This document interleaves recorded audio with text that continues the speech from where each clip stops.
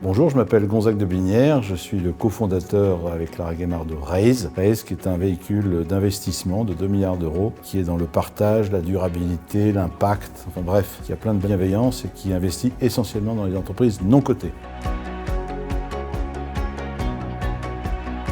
Depuis 40 ans que je suis investisseur en private equity, je vois bien l'évolution du rôle d'administrateur. Et ce rôle évolue énormément au même rythme que l'environnement de l'entreprise. L'entreprise est confrontée à des conflits de durabilité, de ESG, d'ISR et même de gouvernance. Et c'est en ça que l'administrateur doit avoir de plus en plus de compétences pour coacher et challenger les managers des entreprises non cotées ou cotées bien sûr.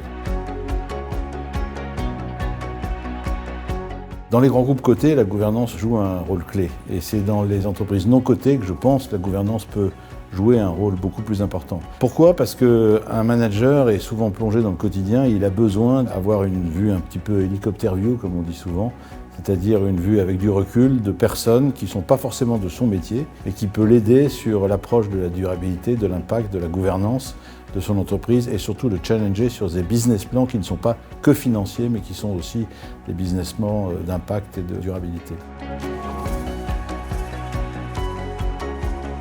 Je pense que le rôle d'administrateur dans les entreprises non cotées, dans lesquelles je travaille depuis longtemps, j'ai d'ailleurs été président de France Invest à l'époque, est fondamental. Et je pense qu'en France, on n'a pas cette culture de l'administrateur et de la gouvernance dans les entreprises familiales ou les PME ou les ETI non cotées.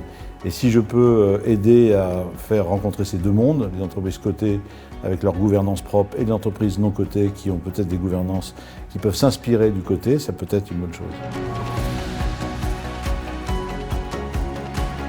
Alors, c'est la confiance et la transparence, et puis le professionnalisme. La confiance, pourquoi ? Parce qu'un conseil d'administration qui n'a pas confiance dans son management, ça ne marche pas, et la réciproque non plus. La transparence, c'est que je pense que le manager doit avant tout être essentiellement transparent avec son conseil d'administration quand il a des sujets, quand il a des problèmes, quand il a des difficultés.